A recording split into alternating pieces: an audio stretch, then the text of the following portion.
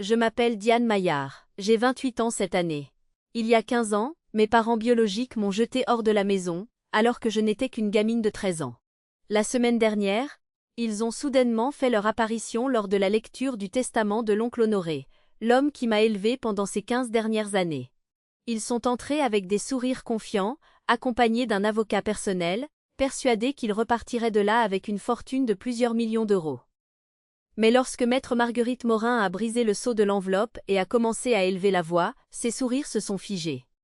Et quand elle en est venue à la 7e clause, ma mère, cette femme qui avait autrefois déclaré que je n'étais plus sa fille, s'est levée d'un bond comme un ressort, le visage livide, la bouche bée dans une stupéfaction totale. Pour que vous compreniez pourquoi ma mère a réagi de la sorte, je dois vous ramener en arrière, au cours de l'été 2010. À cette époque, j'étais une petite fille de 13 ans convaincue d'être la source de tous les problèmes de la maison. Ayant grandi dans une petite maison de la banlieue de Nantes, j'ai vite compris que dans cette famille, l'amour n'était pas partagé équitablement. Mon père Richard était mécanicien dans un garage en ville. C'était un homme de peu de mots, et la majeure partie de ses rares paroles ne servait qu'à acquiescer à tout ce que ma mère proférait. Ma mère, Sandrine, travaillait comme caissière dans un grand supermarché et dirigeait le foyer avec la minutie d'une personne qui pèse et mesure précisément ce que chacun mérite de recevoir. Ma sœur aînée, Tiffaine, avait 2 ans de plus que moi.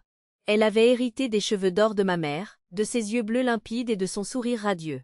Tout le monde disait « Tiffaine est ton portrait craché à l'époque Sandrine ». Et ma mère souriait avec satisfaction. Et moi? Je ressemblais à ma défunte grand-mère paternelle. Cheveux bruns, yeux marrons, un tempérament taciturne. Ma mère n'a jamais dit que c'était une mauvaise chose. Elle n'a tout simplement jamais rien dit sur moi. La discrimination était présente dans chaque souffle de la maison. Pour le 15e anniversaire de Tiffaine, ma mère a organisé une fête somptueuse avec 15 invités, un gâteau à 3 étages provenant de la pâtisserie la plus réputée de la rue, et a même loué un karaoké. 3 mois plus tard, mon 13e anniversaire s'est déroulé autour de la table de la cuisine avec 4 personnes et un gâteau en promotion venant du supermarché même où travaillait ma mère. La couche de crème portait simplement l'inscription « Joyeux anniversaire » sans aucun nom, un article en stock provenant d'une commande annulée par quelqu'un d'autre. Ce n'est qu'à l'âge de 12 ans que j'ai vraiment compris les choses. C'est à ce moment-là que j'ai découvert que Tiffaine avait un livret d'épargne-études ouvert depuis ses 5 ans. 8 années de contributions constantes, des milliers d'euros. J'ai demandé à ma mère pourquoi je n'en avais pas. Elle m'a regardé comme s'il s'agissait de la question la plus stupide au monde. Tiffaine a besoin d'argent pour entrer à l'université. Quant à toi, tu te débrouilleras bien toute seule. Tu as toujours eu une grande capacité d'adaptation. C'est là que j'ai compris pour la première fois quelle était ma place. J'étais l'enfant de réserve, élevé mais jamais désiré. L'été 2010 a tout changé. En avril de cette année-là, j'ai postulé pour l'Académie d'été STEM de l'Université d'État. C'était un programme en internat de 6 semaines destiné aux élèves ayant des aptitudes exceptionnelles en sciences et en mathématiques. La bourse couvrait tout, les frais de scolarité, le logement, les fournitures. Une valeur totale de 4 200 $. Je n'en ai parlé à personne. J'avais appris à ne pas nourrir de trop grands espoirs dans cette maison. Le 15 mai, la lettre d'admission est arrivée. Sur plus de 2000 candidats, seuls 50 élèves avaient été sélectionnés. J'étais l'un d'entre eux. Le temps d'un après-midi, je me suis sentie valorisée. Mais ensuite, Tiffaine a entendu parler d'un camp d'été d'art de la Seine sur la Côte d'Azur dont son professeur de théâtre avait parlé. 3 semaines, pas de bourse, des frais s'élevant à 3 800 €. Ce soir-là, ma mère a annoncé sa décision. Diane refuse ce programme scientifique. Notre famille n'a pas les moyens de subvenir aux besoins des deux. Et le camp d'été de Tiffaine aidera beaucoup son dossier pour l'université plus tard. Elle a dit cela avec naturel. Comme si elle planifiait le menu du dîner, et non comme si elle était en train de broyer les rêves d'un enfant. J'ai fixé mon assiette. Les mots sont sortis avant que je ne puisse les retenir. Non. Toute la table s'est tue. Même le ronronnement du réfrigérateur semblait s'être arrêté. Qu'est-ce que tu as dit? La voix de ma mère est descendue d'un ton, ce ton dangereux qu'elle utilisait avec les clients qui essayaient d'utiliser des bons de réduction périmés. Cette bourse n'est pas ton argent pour que tu en disposes, ai-je dit d'une voix tremblante mais claire. Je l'ai gagnée par moi-même. Elle m'appartient. Ma mère m'a regardée comme si j'étais soudainement devenue une étrangère. Si tu ne peux pas faire de sacrifice pour cette famille, a-t-elle dit lentement, alors tu ne fais plus partie de cette famille. À 13 ans, j'ai cru qu'elle était simplement en colère. Je ne me doutais pas qu'elle le pensait littéralement. 3 jours après cette soirée, Je suis rentrée d'une séance d'études à la bibliothèque et j'ai trouvé mes affaires fourrées dans 2 sacs poubelles noirs, posés juste devant le perron de la maison. Ma mère se tenait sur le pas de la porte, les bras croisés sur la poitrine. Elle n'avait plus l'air en colère. Elle paraissait très déterminée, comme quelqu'un qui vient de terminer une corvée désagréable. J'ai appelé Honoré, a-t-elle dit. Il va venir te chercher. Désormais tu es son problème. Je suis restée là, pétrifiée. Derrière ma mère, j'ai vu mon père se tenir dans le couloir. Il ne m'a pas regardé, n'a pas dit un mot. J'ai levé les yeux vers la fenêtre du 2e étage et j'ai vu Tiphaine qui observait derrière le rideau. Quand nos regards se sont croisés, elle a reculé dans l'obscurité de la chambre. Elle n'est pas descendue pour me dire au revoir. J'ai attendu sur le perron de 6 heures du soir jusqu'à 10 heures du soir. 4 heures d'horloge. Ma mère était rentrée à l'intérieur après les 5 premières minutes. La lumière du perron n'a jamais été allumée. L'oncle Honoré vivait à Paris, à 3 heures de route de là. Il avait conduit toute la nuit pour me rejoindre. Quand sa voiture grise a tourné dans l'allée, j'étais toujours assise sur ces 2 sacs poubelles, les genoux remontés contre ma poitrine. Il est descendu, n'a pas dit un mot, s'est simplement approché et m'a serré fort dans ses bras. Une étreinte si serrée que j'ai cru étouffer. À partir de maintenant, a-t-il chuchoté, tu as un vrai foyer. Cette nuit-là, alors que nous roulions vers le nord dans l'obscurité pour rejoindre Paris, je ne savais pas du tout que ma mère avait signé un document avant que l'oncle Honoré ne parte. Je ne savais pas ce que cela signifiait. Je n'étais qu'un enfant effrayé regardant par la fenêtre, se demandant ce que j'avais fait de mal. Il a fallu 15 ans pour que ce document réapparaisse. Et lorsqu'il a fait surface, il a tout changé. La maison de l'oncle Honoré à Boulogne n'était pas immense, mais elle me donnait une impression d'immensité comparée à l'espace étroit d'auparavant. Pour la première fois de ma vie, j'avais une chambre qui n'appartenait qu'à moi. Plus important encore, j'avais quelqu'un qui croyait en moi. L'oncle Honoré avait bâti Maillard Property Holdings à partir de rien. Une société d'immobilier commercial qu'il avait démarré avec un petit immeuble de bureau acheté après 6 ans d'heures supplémentaires épuisantes. En 2010, il possédait 8 propriétés majeures dans toute l'Île-de-France. Il ne s'était pas marié et n'avait pas d'enfants. Quand je suis apparue à sa porte avec mes 2 sacs poubelles, il ne s'est pas contenté de m'accueillir. Il a investi en moi. Pendant les 4 années qui ont suivi, je me suis plongée corps et âme dans mes études. J'ai obtenu mon baccalauréat avec mention très bien en 2014. L'Université Paris-Dauphine m'a ouvert ses portes. En 2018, j'avais en main mon diplôme en finance avec les honneurs. L'oncle Honoré m'a donné l'opportunité de faire un stage dans sa société dès la 2e année. J'ai appris le métier à partir des bases les plus simples. Saisie de données, analyse des contrats de bail, relations clients, évaluation d'actifs. En 2020, après avoir travaillé dans l'un des Big Four de la comptabilité, j'ai obtenu mon diplôme d'expertise comptable. 1 an plus tard, l'oncle Honoré m'a invité à occuper le poste de contrôleur financier. En 2021, je suis officiellement devenue directrice financière, CFO. Pour mon 26e anniversaire, je gérais déjà un portefeuille de 12 propriétés commerciales d'une valeur totale de 23,7 millions d'euros. L'oncle Honoré m'a envoyé un courriel ce jour-là. Je le conserve encore. L'objet indiquait « À ma fille ». Le contenu était très simple. Tu n'as rien à prouver à ceux qui t'ont abandonné, mais tu as besoin de te prouver à toi-même que tu mérites ce que tu possèdes. Joyeux anniversaire, Diane. En l'espace de 15 ans, ma famille biologique ne m'a contacté que 3 fois exactement. La première fois, c'était en 2012. Ma mère a appelé sur le téléphone de l'oncle Honoré, pas sur le mien, pour demander un prêt de 5 000 euros. Mon père avait perdu son emploi au garage. C'était une période difficile et il pensait qu'Honoré devait aider son frère. L'oncle Honoré a refusé catégoriquement. Il m'a raconté cela plus tard, les dents serrées. Ils n'ont pas demandé un seul mot sur toi. Pas demandé comment se passaient tes études, si tu allais bien. Ils ne voulaient que de l'argent. Le 2e contact a eu lieu en 2016. Tiphaine m'a envoyé une invitation de mariage. Pas un mot personnel. Pas un maman espère que tu vas bien. Juste un carton d'invitation imprimé solennellement avec mon nom et l'adresse de l'oncle Honoré à Paris. Je n'y suis pas allée. Je n'ai pas envoyé de cadeau. Je n'ai même pas pris la peine de répondre. La 3e fois, c'était en 2020. Ma mère m'a envoyé un courriel, le premier contact direct depuis le jour où elle m'avait mise à la porte. L'objet était simplement des nouvelles. Le contenu mentionnait qu'elle avait lu un article dans Les Échos sur l'expansion du groupe Maillard Property Holdings dans le marché immobilier de l'Est parisien. Elle disait espérer que j'allais bien et suggérait que nous devrions nous voir à l'occasion pour discuter. J'ai supprimé ce courriel immédiatement sans y réfléchir. Je ne gardais pas de haine, j'avais simplement construit une vie sans leur ombre, et je ne voyais aucune raison de changer cela. À l'été 2024, l'oncle Honoré a reçu un diagnostic qui a tout bouleversé, une insuffisance cardiaque congestive en phase terminale. Les médecins lui donnaient entre 12 et 18 mois. Il n'a tenu que 8 mois. Pendant ces derniers mois de sa vie, l'oncle Honoré a rencontré son avocat personnel à de nombreuses reprises. Il a mis à jour son testament en juin 2024, 6 mois avant de partir. Quand je l'interrogeais, il se contentait de sourire. Tout a été arrangé, Diane. Concentre-toi sur les affaires. Pour le reste, je m'en suis occupée. J'ignorais ce qu'il avait écrit. Je ne savais rien des clauses secrètes. J'avais une confiance absolue en lui. J'ignorais totalement la tempête qui se préparait. L'oncle Honoré a rendu son dernier soupir le 28 février 2025.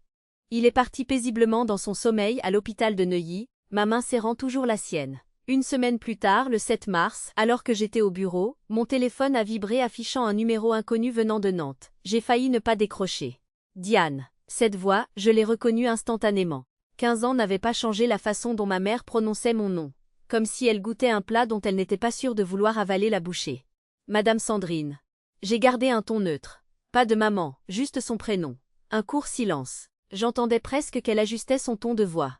J'ai appris pour Honoré. Je suis vraiment navrée pour ta perte. Je me disais que je devrais monter à Paris pour la cérémonie commémorative. Pour présenter mes respects, la cérémonie commémorative a déjà eu lieu il y a 3 jours. Encore un silence. Oh, je vois. Eh bien, j'ai aussi entendu dire qu'il y aurait bientôt la lecture du testament. La famille a le droit d'assister à ce genre de choses, tu sais, surtout quand cela concerne les biens d'un frère. Enfin, le but réel se dévoilait. Comment êtes-vous au courant pour la lecture du testament? J'ai mon propre avocat, maître Victor Harrington. Il a passé quelques appels. Ce nom a éveillé un souvenir flou. L'oncle Honoré avait mentionné Victor Harrington une fois, un avocat qu'il avait consulté des années auparavant, et avec qui il avait décidé de ne pas collaborer. Le lendemain matin, maître Marguerite Morin, l'avocate de l'oncle Honoré, a confirmé mes soupçons. Sandrine avait engagé Harrington pour déposer une plainte contre le testament. Leur motif? Influence indue, alléguant que j'avais manipulé un homme malade durant ses derniers mois de vie. Ils exigeaient également d'assister à la lecture du testament en tant que membre de la famille immédiate du défunt. J'ai regardé la photo de l'oncle Honoré sur mon bureau. Sur la photo, il souriait, presque comme s'il avait su à l'avance que cela allait arriver, comme s'il l'avait planifié. Le cabinet de maître Morin se situait au dernier étage de la tour First à la Défense. À travers les parois de verre s'étirant jusqu'au plafond, par temps clair, on pouvait admirer un panorama complet de Paris jusqu'à la tour Eiffel. Mais ce 10 mars n'était pas si dégagé. Des traînées de pluie tachaient le verre tandis que Marguerite présentait la situation. Victor Harrington a déposé une contestation formelle du testament au nom de Monsieur et Madame Richard et Sandrine Maillard, a-t-elle déclaré en poussant un dossier sur le bureau. Ils soutiennent que vous avez isolé Honoré de sa famille pendant sa maladie et que vous avez fait pression sur lui pour qu'il change ses plans de succession. J'ai parcouru le dossier, le ventre noué à chaque ligne. Ils réclament 50% de la fortune, a poursuivi Marguerite. Leur théorie juridique est qu'en tant qu'unique frère survivant, Richard doit avoir un droit de succession légal, ou au moins recevoir une part substantielle reflétant les liens du sang naturel. Les liens du sang naturel? Ai-je répété amère. Richard et Honoré ne s'étaient pas parlé pendant 8 ans avant que je ne vienne m'installer chez mon oncle. Le saviez-vous? Marguerite a hoché la tête. Je le sais. Honoré m'a raconté toute l'histoire, mais ce n'est pas ce qui m'inquiète dans cette plainte. Elle a sorti une autre feuille du dossier. Ils n'ont pas besoin de gagner ce procès. Si l'affaire va au contentieux, l'intégralité des biens pourrait être gelée pendant 12 à 18 mois pour l'enquête et le procès. Pendant ce temps, les propriétés ont besoin d'un gestionnaire, les locataires doivent être suivis, les factures doivent être payées. Une bataille juridique prolongée pourrait coûter des centaines de milliers d'euros en frais de justice et réduire la valeur de tout le portefeuille d'investissement. Ils parient donc sur le fait que je vais les payer pour qu'ils s'en aillent et me laissent tranquille. C'est exactement leur stratégie, a convenu Marguerite. Je me suis penchée pour regarder le dossier de contestation. Dans la section décrivant l'historique familial, Sandrine avait écrit que j'avais abandonné la famille et profité de la solitude de l'oncle Honoré. La femme qui m'avait jetée hors de chez elle m'accusait de l'avoir abandonnée.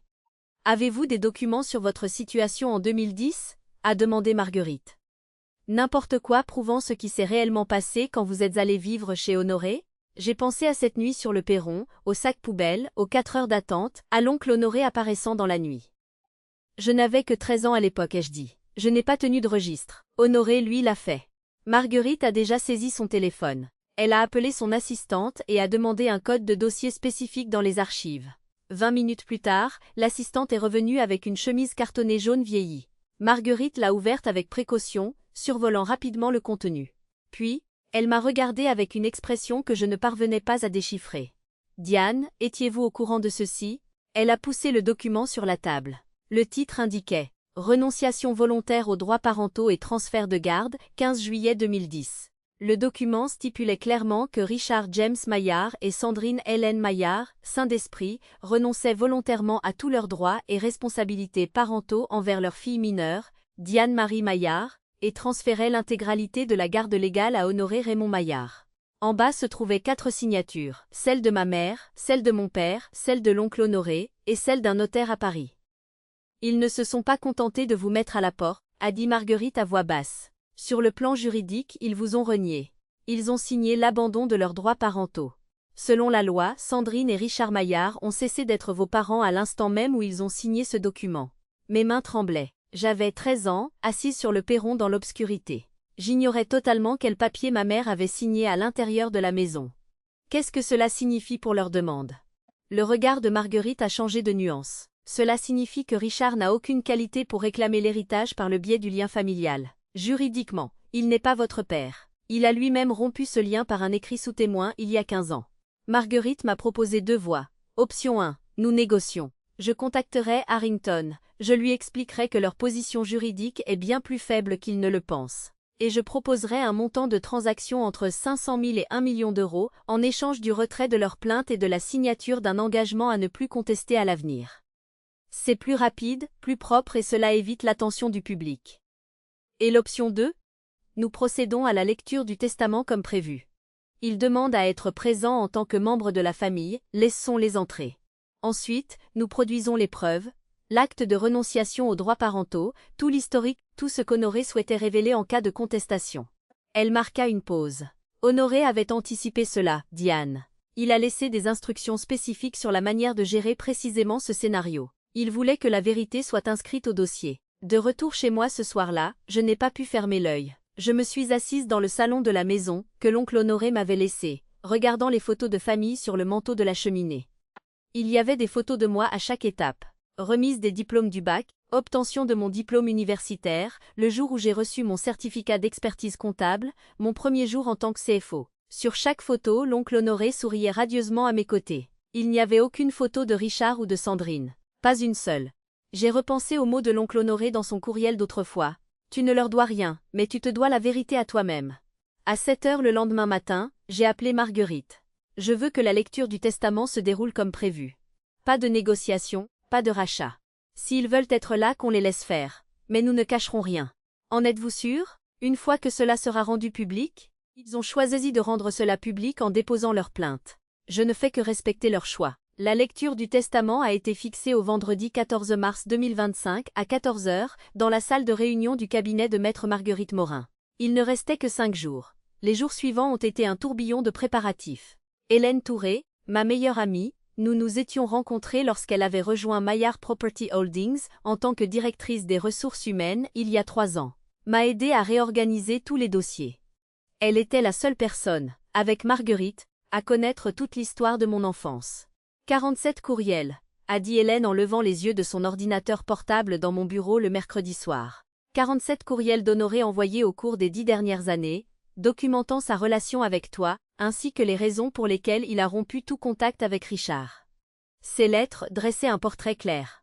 En 2002, Richard avait emprunté 80 000 € à l'oncle Honoré avec la promesse de les rembourser en 5 ans. 23 ans avaient passé, et pas un centime n'avait été remboursé. Cette promesse non tenue avait brisé leur relation fraternelle.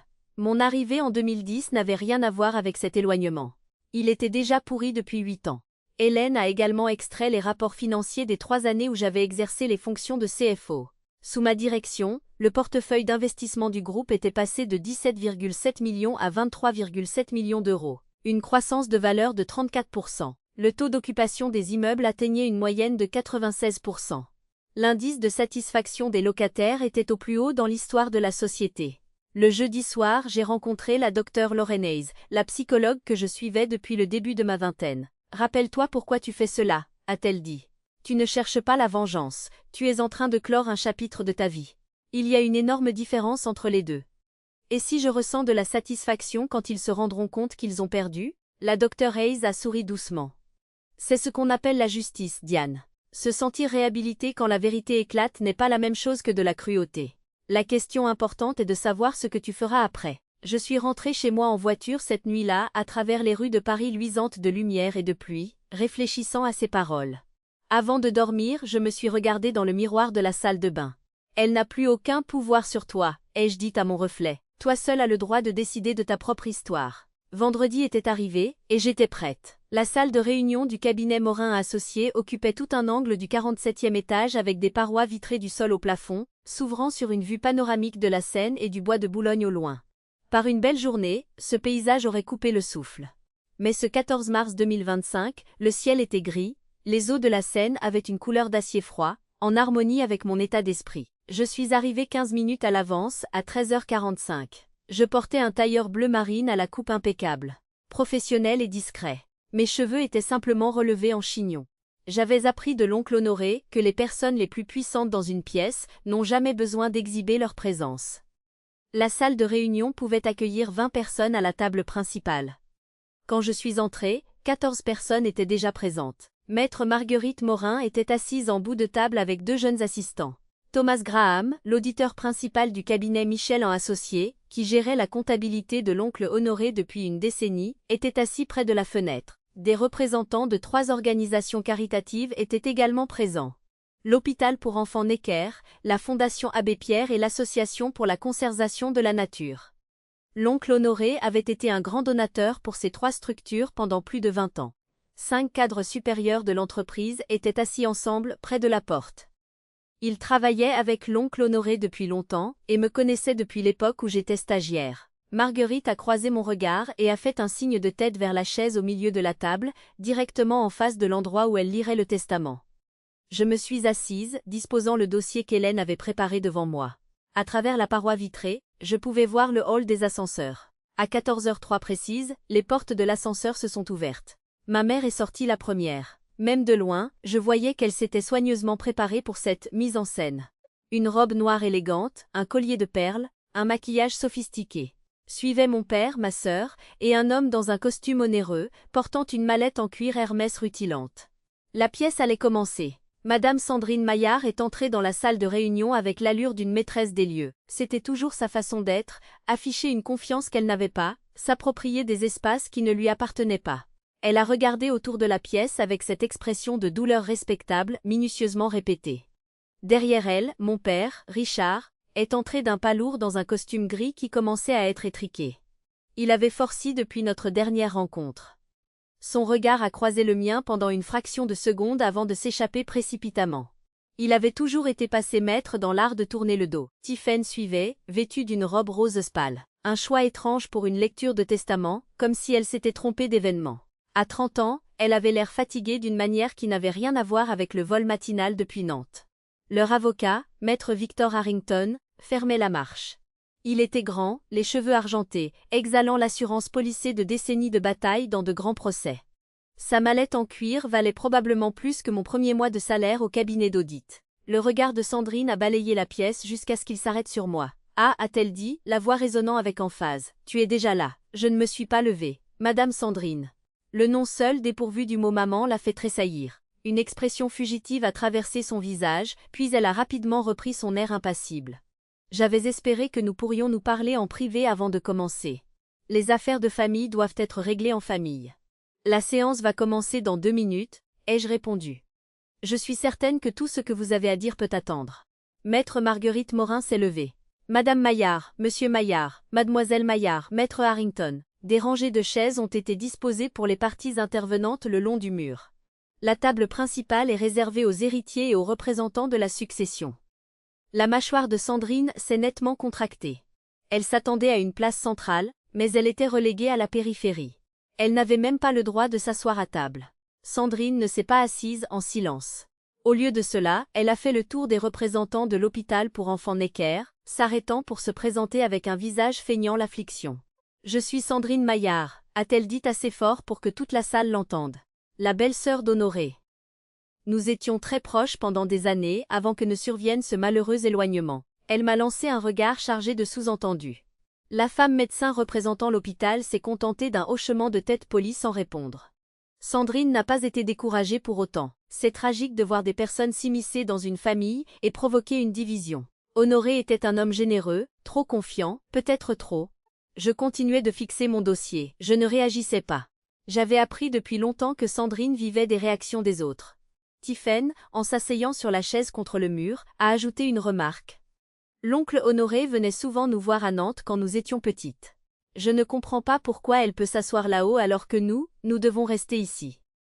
Victor Harrington avait commencé à prendre des notes, la plume de son stylo-plume glissant rapidement sur le bloc-notes juridique, notant chaque détail, construisant son argumentation, guettant la moindre réaction qu'il pourrait déformer. Je ne lui ai rien donné. Sandrine s'est assise à côté de Tiphaine, mais elle n'en avait pas fini. Alors que Marguerite rangeait ses papiers en bout de table, la voix de Sandrine a de nouveau coupé le silence. Un enfant abandonné par ses parents l'est généralement pour une bonne raison. J'aurais seulement aimé qu'Honoré voie clair en elle comme nous l'avons fait autrefois. Une mère sait toujours mieux que quiconque. Ces mots sont restés suspendus dans l'air. Quelques personnes dans la salle ont bougé avec inconfort. Thomas Graham, l'auditeur, a regardé Sandrine avec un air d'incrédulité. Je l'ai vraiment regardée pour la première fois en 15 ans. Elle n'avait pas changé d'un iota. Toujours cette assurance excessive, toujours ce besoin de contrôler chaque récit, toujours cette conviction absolue qu'elle seule était la victime. Marguerite s'est raclé la gorge. Il est 14h10. Nous allons commencer. Maître Morin a brisé le sceau de la grande enveloppe avec la prudence de quelqu'un qui a accompli ce rite des centaines de fois.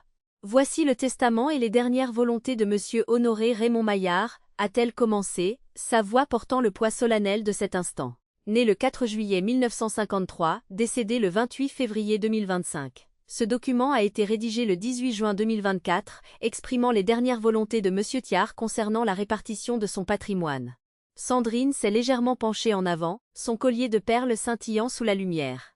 Marguerite a continué la lecture des préambules. La première clause confirmait l'identité et le domicile d'Honoré. La deuxième clause déclarait qu'il était en pleine possession de ses facultés mentales. Marguerite a précisé qu'une expertise psychiatrique avait été réalisée par le Dr Stephen Park le 10 juin 2024, 8 jours avant la signature du testament. Les résultats confirmaient que M. Maillard possédait toute sa capacité juridique et ne subissait aucune influence indue au moment des faits. J'ai vu Sandrine jeter un regard rapide à Victor Harrington. Ils avaient parié sur la contestation de l'état mental de l'oncle Honoré. Ce document venait d'infliger un coup dur à leur stratégie. La troisième clause révoquait tout testament et legs antérieurs. Ensuite, Marguerite est passée à la quatrième clause, l'inventaire des biens. Au moment du décès, la succession de M. Maillard comprenait 12 propriétés commerciales à Paris et dans les Hauts-de-Seine avec une valeur d'expertise totale de 18,2 millions d'euros. Des comptes d'investissement en actions d'une valeur d'environ 4,1 millions d'euros. Des liquidités et des actifs monétaires totalisant 1,4 million d'euros. J'ai entendu Tiphaine chuchoter à sa mère. C'est presque 24 millions d'euros, maman. Sandrine a hoché la tête, les yeux brillants de convoitise. Marguerite a levé les yeux. Ce testament fait 4-7 pages. Je vais maintenant passer à la cinquième clause, concernant les legs spécifiques et les cas d'exclusion. Elle a tourné la page et a ajusté ses lunettes. Clause 5e, concernant Richard James Maillard, frère du défunt. Sandrine a souri. Mais elle n'allait pas sourire longtemps. La voix de Marguerite résonnait de manière régulière. Je ne laisse aucun héritage dans ce testament à mon frère, Richard James Maillard, pour les raisons suivantes, raisons que je demande à être lues à haute voix et inscrites au procès-verbal officiel. Le sourire de Sandrine s'est éteint brusquement. Marguerite a continué de lire les mots de l'oncle Honoré.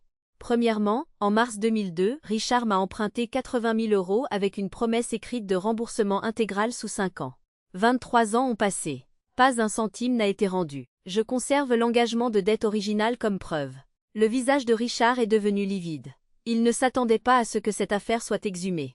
Deuxièmement, le 15 juillet 2010, Richard et son épouse Sandrine ont volontairement signé un document juridique de renonciation à tout droit parental concernant leur fille, Diane-Marie Maillard, et m'ont transféré l'intégralité de la garde.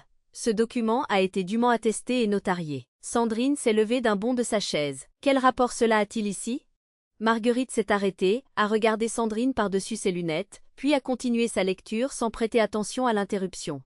La signification de ce document est la suivante. En mettant fin juridiquement à leur relation parentale avec Diane, Richard et Sandrine ont rompu toute qualité qu'ils auraient pu avoir pour hériter de moi par son intermédiaire.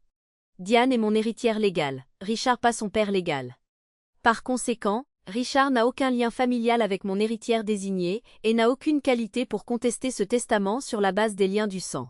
Richard s'est aussi levé brusquement. C'est ridicule. Je suis le frère d'Honoré, nous sommes du même sang. Victor Harrington a agrippé le bras de Richard pour le forcer à se rasseoir, mais le visage de l'avocat lui-même était devenu gris cendré. Marguerite a sorti un document de sa pochette. Pour mémoire, l'original du document de renonciation volontaire aux droits parentaux est conservé au tribunal de la famille de Paris, dossier numéro 2010 GH 50847. J'en ai ici une copie certifiée conforme que les parties peuvent examiner. Elle a posé le document sur la table. Sandrine le regardait comme on regarde une grenade dégoupillée. Elle ne se rasseyait pas, le masque de la douleur respectable volant totalement en éclats. Sa voix sifflait, aigre et désespérée. C'est de la folie. Ce papier ne signifie rien du tout. Nous sommes toujours sa famille. Madame Maillard, je vous demande de vous asseoir, a dit froidement Marguerite. Perturber une lecture de testament est un problème que le tribunal traitera avec une grande sévérité. Sandrine l'a ignoré. Elle a pointé le doigt directement vers mon visage. C'est elle qui a fait ça. Elle a manipulé Honoré contre sa famille. Elle a empoisonné son oncle pour nous nuire. La femme médecin de l'hôpital Necker affichait son malaise. Les représentants caritatifs n'étaient manifestement pas préparés psychologiquement à assister à une tragédie familiale aussi sordide. Tiphaine tirait la manche de sa mère. « Maman, assieds-toi, tout le monde regarde. » « Je me fiche de qui regarde. » La voix de Sandrine a déraillé. « Je veux savoir pourquoi cela arrive. » Honoré aimait Richard. Ils étaient frères. Finalement, j'ai pris la parole. Ma voix était calme, assurée, exactement comme l'oncle Honoré me l'avait appris lors des négociations les plus difficiles. Ne jamais hausser le ton, forcer l'adversaire à tendre l'oreille pour vous écouter. Madame Sandrine, vous avez fait votre choix il y a 15 ans. Vous avez fourré mes affaires dans des sacs poubelles et vous m'avez abandonné sur le perron au milieu de la nuit. Ensuite, vous êtes rentré à l'intérieur et vous avez signé le document pour vous débarrasser de moi. Je n'avais que 13 ans à l'époque. Le silence dans la pièce était tel qu'on pouvait entendre les respirations. C'était votre décision, ai-je poursuivi. Ce n'est pas de mon fait, ni de celui de l'oncle Honoré. C'est du vôtre. Tout ce qui arrive aujourd'hui n'est que la conséquence de ce que vous avez choisi de faire cette nuit-là. Sandrine ouvrit la bouche, mais aucun son n'en sortit. Je la regardais droit dans les yeux. Je ne vous ai pas, mais je ne vous dois rien non plus. C'est vous qui vous en êtes assuré au moment où vous avez posé votre plume sur ce papier. Victor Harrington griffonnait frénétiquement sur son bloc-notes juridique, bien que je ne puisse imaginer quelle tactique il lui restait pour sauver la situation. Marguerite s'éclaircit la gorge. Si vous me le permettez, je souhaiterais poursuivre.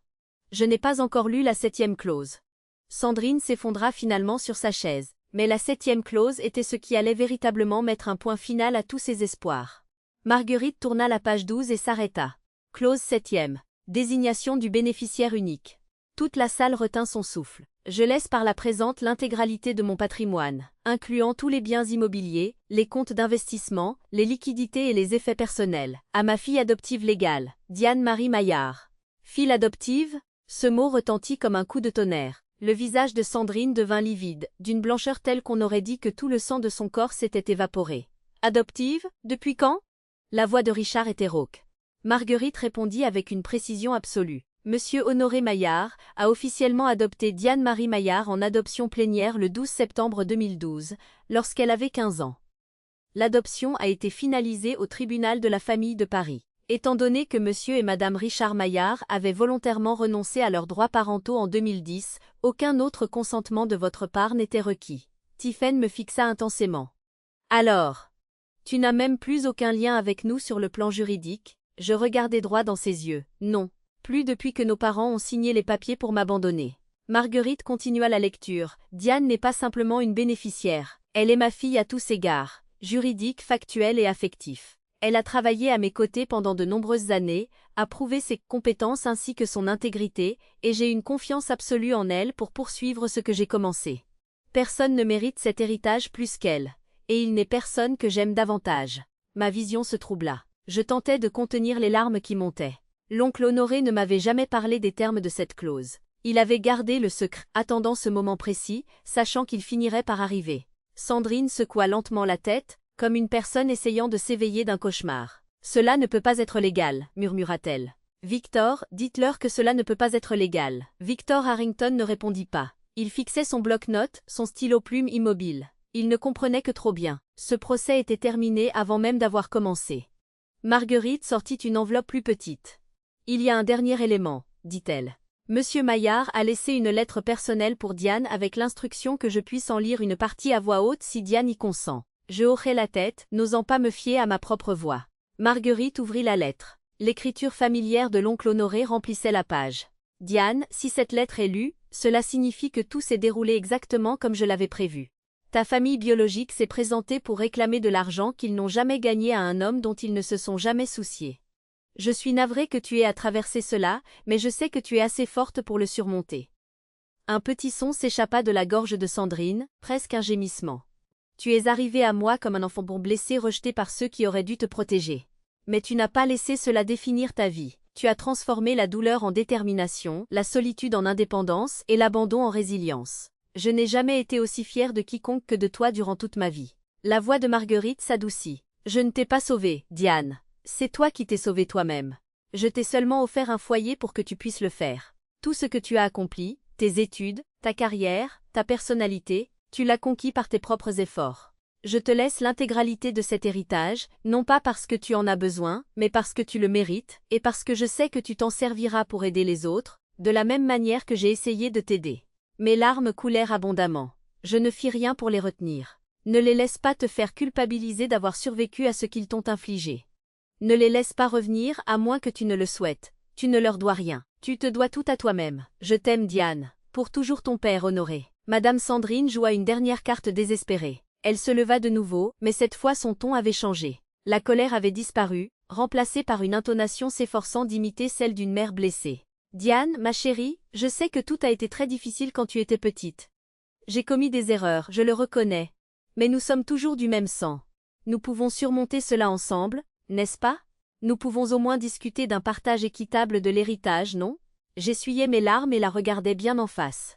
Vous avez renoncé au droit de m'appeler ma chérie il y a 15 ans déjà. Je veux contester ce testament, déclara Sandrine d'une voix forte au milieu de la pièce. Victor, dis-leur, nous avons des arguments. Influence indue. Honoré était malade. Elle a isolé son oncle. Victor Harrington prit enfin la parole. Mais sa voix ressemblait à celle d'un homme lisant sa propre notice nécrologique. Madame Maillard, nous devrions peut-être discuter de vos options en privé. Non, dites-leur que nous nous battrons jusqu'au bout.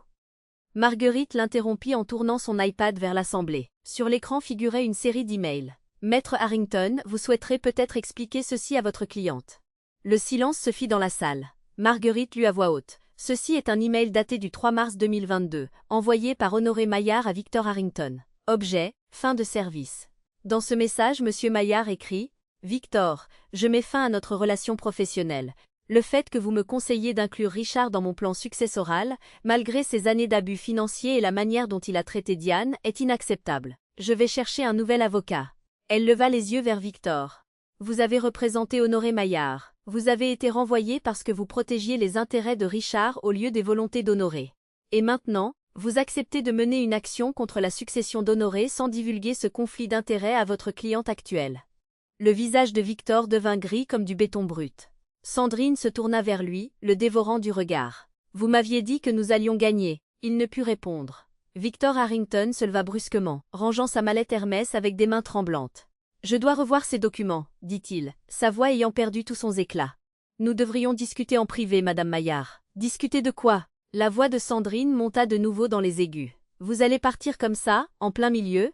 Victor ne répondit pas. Il se dirigea rapidement vers la porte d'une démarche rigide, celle d'un homme sachant que sa carrière était sur le point de s'envoler en fumée. « Victor !» cria Sandrine à sa suite. « Victor !» La porte de la salle de réunion se referma derrière lui avec un léger clic. Sandrine resta pétrifiée, abandonnée par son propre avocat sous les yeux de tous ceux qu'elle voulait impressionner. Richard n'avait pas dit un mot depuis de longues minutes. Il était prostré sur sa chaise, fixant le sol.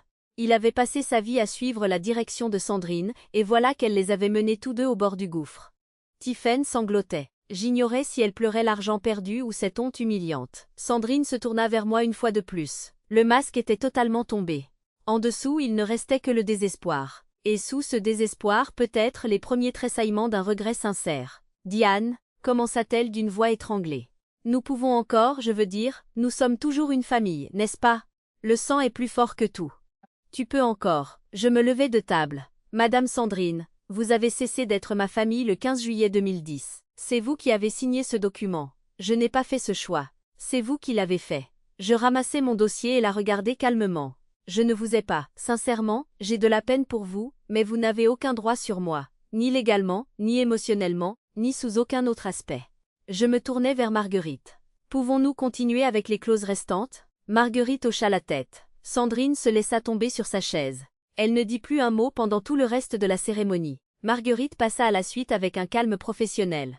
Clause 9e, legs caritatif. Les représentants des 3 organisations s'assirent bien droit. J'ordonne que les dons suivants soient prélevés sur ma succession. 500 000 € pour l'hôpital pour enfants Necker, afin d'établir un fonds de bourse pour les enfants issus de milieux défavorisés. 300 000 € pour la Fondation Abbé Pierre pour la construction de logements sociaux dans le Grand Paris. 200 000 € pour l'Association pour la conservation de la nature pour des programmes d'éducation environnementale. La docteure Patricia Wells, de l'hôpital Necker, fit un signe de tête solennel. Honoré était l'un de nos donateurs les plus fidèles durant ces 2 décennies. Ce cadeau aidera des centaines de familles. Marguerite poursuivit. Je demande également à ma fille, Diane, de poursuivre les programmes caritatifs que j'ai établis durant ma vie, selon sa propre décision. J'ai une confiance absolue en son jugement. Je retrouvai ma voie. Je le ferai. J'honorerai tout ce que l'oncle Honoré a bâti. Une pensée me traversa l'esprit en regardant les 3 représentants caritatifs. Ils n'étaient pas ici parce que la loi l'exigeait. Ils étaient ici parce que l'oncle Honoré les avait invités. Ils voulaient des témoins, des parties neutres capables de témoigner de tout ce qui s'était passé aujourd'hui. Si Sandrine et Richard tentaient de poursuivre le procès plus loin, l'oncle Honoré avait prévu chaque coup à l'avance. La docteure Wells croisa mon regard et m'offrit un sourire chaleureux. Honoré parlait toujours de vous. À chaque conseil d'administration, à chaque événement de collecte de fonds, il racontait « Diane a fait ceci, Diane a accompli cela. Il était immensément fier de vous. » Je scillais pour retenir de nouvelles larmes. Même après son départ, l'oncle Honoré m'entourait de personnes qui croyaient en moi. Lorsque Marguerite eut fini de lire les dernières clauses, elle se tourna vers moi. « Diane, en tant que bénéficiaire unique et exécutrice testamentaire, souhaitez-vous dire quelques mots? Je n'avais pas l'intention de m'exprimer, mais 14 paires d'yeux étaient fixés sur moi, et je réalisais qu'il y avait des choses qui devaient être dites, non pas pour Sandrine, mais pour moi-même. Je me levai. La plupart d'entre vous ici ont connu l'oncle Honoré plus longtemps que moi. Il m'a accueilli quand j'avais 13 ans et que je n'avais rien. Il m'a donné un foyer, une éducation, et plus important encore, une véritable famille. Une famille qui a choisi de m'aimer. Je regardais autour de moi, vers les employés du groupe qui m'avaient vu grandir de stagiaire à CFO, vers les représentants caritatifs. Avec cet héritage, j'ai l'intention de poursuivre tout ce qu'Honoré a érigé. Les propriétés seront gérées avec la même intégrité qu'il avait instaurée. Les engagements caritatifs seront maintenus et je vais créer un nouveau fonds de bourse. La bourse Maillard. STEM pour les enfants issus de milieux familiaux difficiles, ces enfants qui ont besoin que quelqu'un croie en eux. Mon regard s'arrêta sur Sandrine, toujours immobile sur sa chaise. En ce qui concerne les facteurs biologiques, je n'entretiens aucune haine. J'ai fait la paix avec le passé. Mais la paix ne signifie pas faire semblant que rien n'est arrivé, et cela ne signifie pas rouvrir des portes que j'ai mis tant d'efforts à fermer. Je pris une profonde inspiration.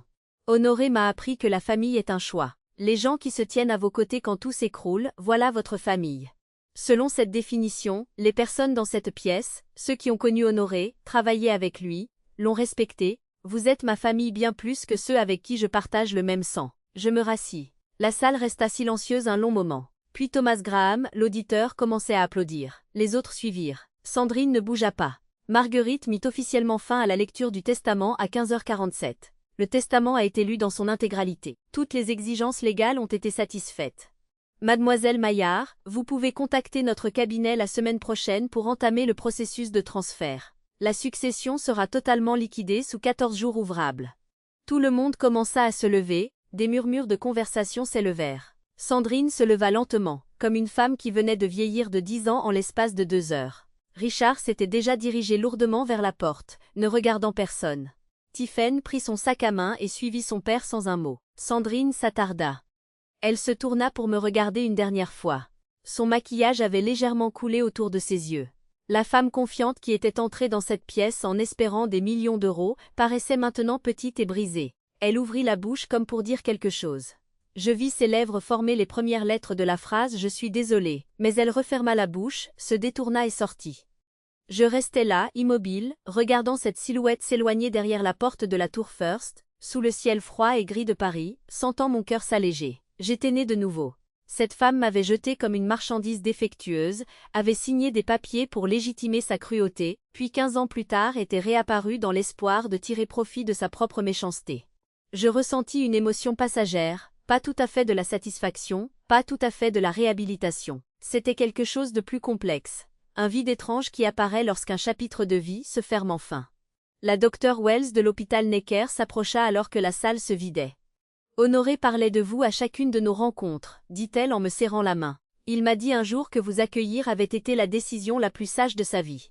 Maintenant, je comprends pourquoi. » Elle pressa une carte de visite dans la paume de ma main. « Dès que vous serez prête à discuter de ce fonds de bourse, appelez-moi directement. » Hélène apparut à mes côtés, pressant doucement mon bras. « Tu l'as fait, murmura-t-elle. L'oncle Honoré serait tellement fier de toi. » Je regardais la photo de lui que j'avais apportée. J'espérais qu'elle avait raison. Une semaine après la lecture du testament, Maître Marguerite Morin déposa une plainte officielle auprès de l'Ordre des avocats de Paris. La cible était les violations de l'éthique professionnelle de Victor Harrington. Je ne lui avais pas demandé de le faire. Elle l'a fait par devoir professionnel. Lorsqu'un avocat est témoin d'un confrère violant les règles déontologiques, le signalement est obligatoire.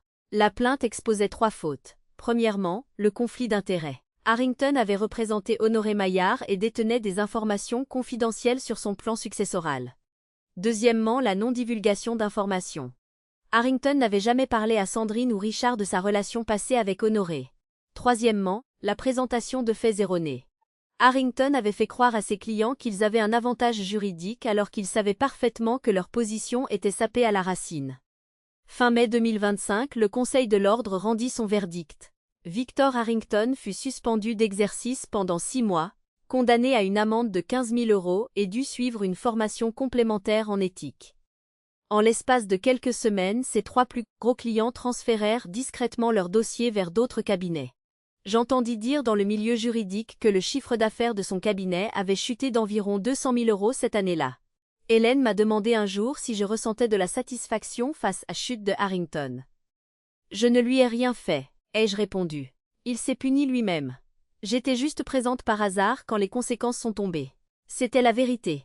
Je n'ai pas cherché de vengeance, je n'ai pas fait de lobbying pour qu'il soit suspendu. Il avait fait ses propres mauvais choix, pariant sur l'intimidation plutôt que sur la compétence. Certaines personnes se construisent leur propre prison sans que personne n'ait besoin de les aider. 3 semaines plus tard, un email apparut dans ma boîte de réception en provenance de l'adresse sandrine.maillard1969 gbl. Objet, s'il te plaît, lis ceci. Le message était plus long que je ne l'imaginais. Sandrine n'était pas douée pour l'écriture, elle préférait téléphoner pour contrôler l'intonation et couper la parole. Diane, je sais que tu ne liras peut-être pas cette lettre, mais j'ai besoin de dire quelques mots. J'ai réfléchi à ce qui s'est passé lors de la lecture du testament. J'étais en colère, et j'ai dit des choses que je n'aurais pas dû. Mais je veux que tu saches que je comprends maintenant que j'ai fait une erreur quand tu étais petite. À l'époque j'étais dépassée. Ton père et moi luttions contre des difficultés financières. Tout a échappé à notre contrôle. Je ne demande pas d'argent. Je demande juste une chance de réparer mes torts. Nous sommes toujours une famille, Diane. Le sang ne disparaît pas à cause de quelques papiers juridiques. Je suis ta mère. Rien ne peut changer cela. Pouvons-nous parler ? Je pense que si nous nous asseyons ensemble, nous pourrions résoudre cela. Je t'aime, je t'ai toujours aimé. Ta maman, je lus l'email 3 fois, puis j'appelai la docteure Hayes. Qu'est-ce que vous remarquez dans cet email ? Demanda-t-elle. Je réfléchis. Elle reconnaissait des erreurs mais ne les nommait pas. Elle blâmait les circonstances, le manque d'argent. Elle disait ne pas demander d'argent mais bifurquait vers l'idée de résoudre les choses. Et elle s'appelait toujours maman, alors qu'elle avait signé un papier renonçant à ce droit. Il me fallut 2 jours pour écrire ma réponse. Elle ne faisait que 4 phrases. Madame Sandrine, j'ai lu votre email. Je vous ai pardonné depuis longtemps pour mon propre bien, pas pour le vôtre. Mais je ne souhaite plus avoir de relation avec vous. S'il vous plaît, ne me contactez plus jamais. Elle ne répondit pas. Je ne ressentis aucune culpabilité, seulement une clarté intérieure. 2 mois après la lecture du testament, une lettre manuscrite fut envoyée à mon adresse à Paris. Pas un email, mais une vraie lettre sur papier blanc, glissée dans une enveloppe un peu froissée portant le cachet de la poste de Nantes. L'adresse de l'expéditeur indiquait « Témorel ». Tiphaine avait pris le nom de son mari après son mariage.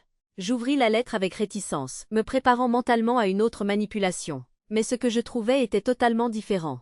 Diane, je t'écris cette lettre non pas pour demander quoi que ce soit. Je n'ai pas besoin d'argent, et je n'ose pas non plus demander ton pardon. J'ai juste besoin de dire une chose que j'aurais dû dire il y a 15 ans.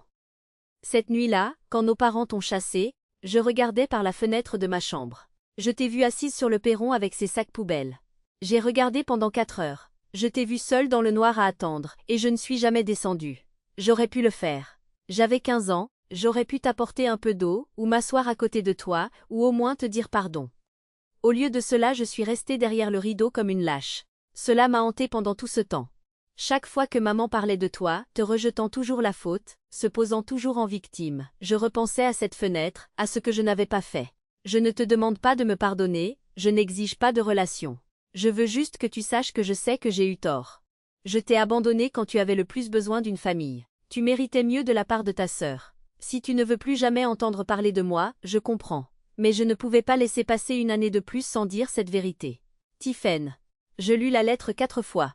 C'était la première chose honnête qu'un membre de ma famille biologique m'ait jamais dite. Je ne répondis pas immédiatement.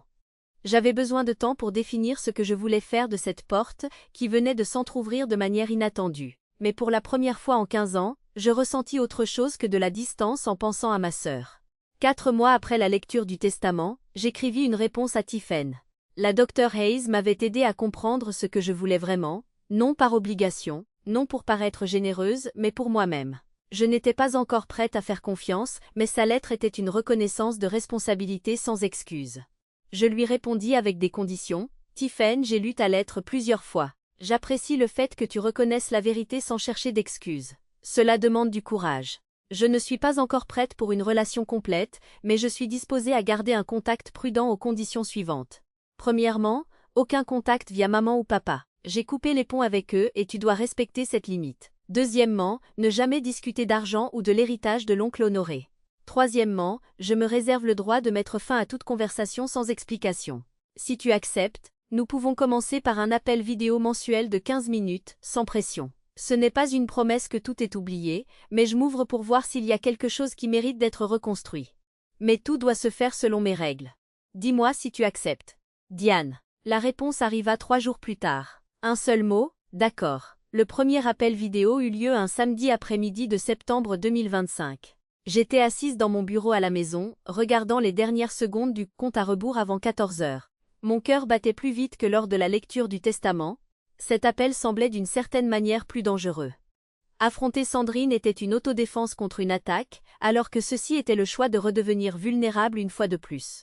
La connexion s'établit. Le visage de Tiffen remplit l'écran. Elle paraissait très différente de la lecture du testament. Moins de maquillage, l'air plus fatigué, mais aussi plus authentique. « Salut », dit-elle. « Salut ». Nous nous regardâmes un long moment. 15 ans compressés dans un rectangle sur l'écran FaceTime. Je n'étais pas sûre que tu répondrais, avoua-t-elle. J'ai failli ne pas décrocher non plus. Cette phrase brisa une barrière. Tiffen eut un petit rire, un son nerveux mais plein de soulagement. Et je réalisais que je souriais moi aussi. Nous avons gardé la conversation très légère comme je l'avais demandé. Juste en surface.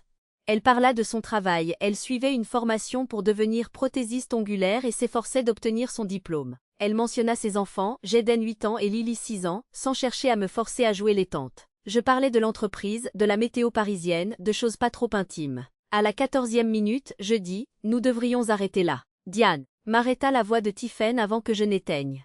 Merci de me donner une chance, je sais que tu n'étais pas obligée. C'est une première étape, dis-je. Nous verrons où cela mène. Une première étape, c'est déjà beaucoup plus que ce que j'espérais. Nous avons planifié un autre appel pour le mois suivant. Après qu'elle eut raccroché, je restais assise dans mon bureau un long moment pour réfléchir. J'ignorais si Tiffen et moi aurions jamais une vraie relation. Peut-être resterions-nous toujours dans cet état de réserve. Mais pour la première fois, c'était moi qui décidais de ce qui se passerait ensuite. Ce pouvoir valait bien plus que l'héritage tout entier. 14 mars 2026. Un an jour pour jour après la lecture du testament qui a tout changé. Je me tiens devant un immeuble commercial modeste dans le 4e arrondissement de Paris. Le premier bien immobilier que l'oncle Honoré avait racheté en 1987. Alors qu'il n'avait que 34 ans avec un rêve et juste assez pour l'apport. L'immeuble a été rénové l'automne dernier. Nouvelles fenêtres, système de chauffage moderne, extérieur rafraîchi. Mais aujourd'hui, je suis ici pour autre chose. Une plaque de bronze a été fixée à côté de l'entrée principale. Immeuble honoraire. Millard, en mémoire de l'homme qui a choisi l'affection plutôt que le sang 1953-2025. Je touche les lettres de son nom, sentant le froid du métal sous le bout de mes doigts. En un an, le groupe Maillard Property Holdings a cru de 12%, portant la valeur du portefeuille à 26,5 millions d'euros. Plus important encore, la bourse Maillard STEM a attribué ses premières subventions. 5 étudiants issus de milieux familiaux difficiles ont reçu un financement complet pour des programmes de recherche d'été. La Dr Wells m'a aidé à choisir les visages les plus méritants. Tiffen et moi discutons toujours une fois par mois. Les conversations sont devenues plus faciles. Nous sommes passés de 15 minutes à 25 minutes. J'ai vu des photos de ses enfants, elle a vu des photos de mon appartement. Nous ne sommes pas des sœurs au sens traditionnel, mais nous sommes quelque chose. Sandrine et Richard ont cessé de chercher à me contacter.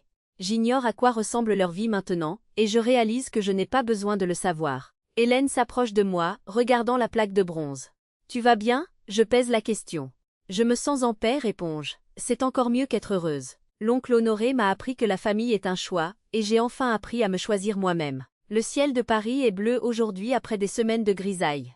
Si l'on regarde mon histoire à travers le prisme de la psychologie, il existe un concept appelé « estime de soi conditionnelle ». La croyance que vous n'avez de valeur que si certaines personnes vous acceptent. J'ai passé les 13 premières années de ma vie piégée dans cette croyance. L'indifférence de ma mère était comme la preuve que je n'étais pas importante. Ce qui m'a vraiment sauvée, ce n'est pas l'argent de l'oncle Honoré. C'est son acceptation inconditionnelle. Il m'a vue pour ce que j'étais, et non pour ce que je devais être. Voici ce que je veux que vous reteniez de cette histoire. Vous n'avez besoin de la permission de personne pour connaître votre propre valeur. Et vous avez parfaitement le droit d'établir des limites, même avec votre famille, même avec vos parents, même avec ceux de votre sang-sang. Le pardon est une chose que vous faites pour vous-même. La réconciliation est une chose que vous choisissez pour vous-même. Ce sont deux concepts différents et personne n'a le droit de décider à votre place. Votre histoire, c'est vous qui l'écrivez. Merci de m'avoir accompagné tout au long de ce récit. Si les hauts et les bas de Diane ont touché votre sensibilité, ou si vous avez aussi dû lutter pour retrouver votre valeur personnelle après avoir été rejeté par quelqu'un, j'espère que vous savez ceci, vous n'êtes absolument pas seul. Si vous souhaitez écouter d'autres histoires sur les limites personnelles, sur le pouvoir du choix et le voyage vers la découverte de soi, n'oubliez pas de vous abonner et d'activer la cloche de notification pour ne rater aucun des contenus à venir. Vous pouvez également consulter dans la description les liens vers des récits similaires sur le thème de la famille et la manière de trouver sa propre voie dans la vie. D'ici la prochaine fois, aimez-vous et prenez bien soin de vous. Au revoir.